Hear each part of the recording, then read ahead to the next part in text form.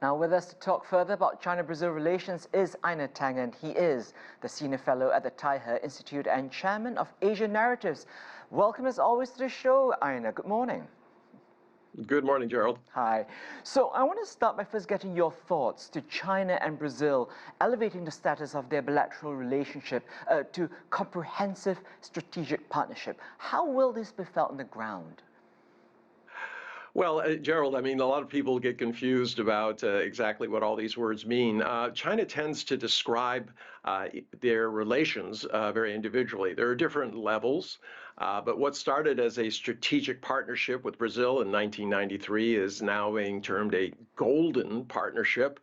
And this comes as Lula is trying to carve out a role for Brazil, which maintains ties with China, Washington, Russia. There was a mention of the 37 agreements, which just really covered almost everything you could imagine. And it comes on the heels of that $1.3 billion Chancay megaport in Peru, which will also be used by Brazil, especially those areas on the far western side. So it is an indication that China regards this relationship very well.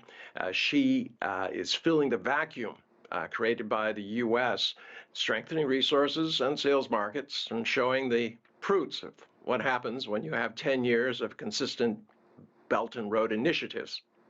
So much to unpack there, Einar. But I want to also go back to some of the wording that was used to describe this new status. It is a golden partnership, and also this shared community for a more just world. Suggesting that this is development that is more equitable, as both nations have talked about advancing the global south. So how are China and Brazil making this happen? Well, obviously, the support for the poverty and hunger initiative that Lulu put forward at the G20 is very important. It shows that there's an alignment, that this is not just about making opportunities for large corporations, but that the world should be focused on taking care of those who need help the most. And we've seen that consistently. China has provided a blueprint for what it did with extreme poverty. This is not something that can be wholesale implemented in other countries, but it can certainly be studied as a model of how to do it, as opposed to the United States, which at this point has 10.1% of its people under the poverty level and doesn't seem very concerned about it. So these are the issues for the global South: how to develop, how to share resources and technology. Very, very important part of the agreements that were made is that there's going to be joint development, whereas U.S. and Europe traditionally have kept their IP to themselves and used it to extract rents.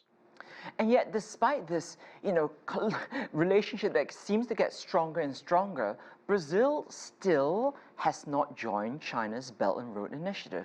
Why is that, Einar? Well, quite frankly, as I said, going back to what I said earlier, they're trying to balance relationships between its, big neighbor to the north, the United States, and also Russia. They're not interested in taking sides. And you'll note that this is not an impediment to increasing the level of friendship between the countries and cooperation between China and Brazil. It might be for the U.S. We'll have to see how Donald Trump regards this. But this is a new era. Most countries don't want to make choices. They don't want to get on one side or another. They don't want to be part of defensive or offensive alliances. They simply want to get on with life. And China is offering that, whereas the United States says you're either with us or against us at the table or on the menu. Right. So how do you see Brazil continuing to, tread that line between Washington and Beijing, especially with a new White House administration on the horizon?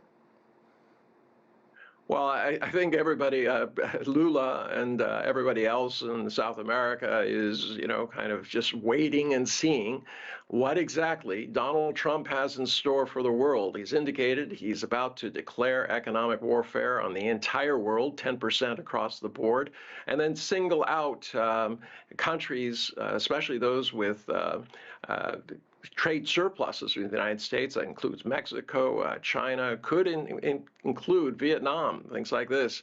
So everybody is just waiting and seeing. It's a very, very difficult situation.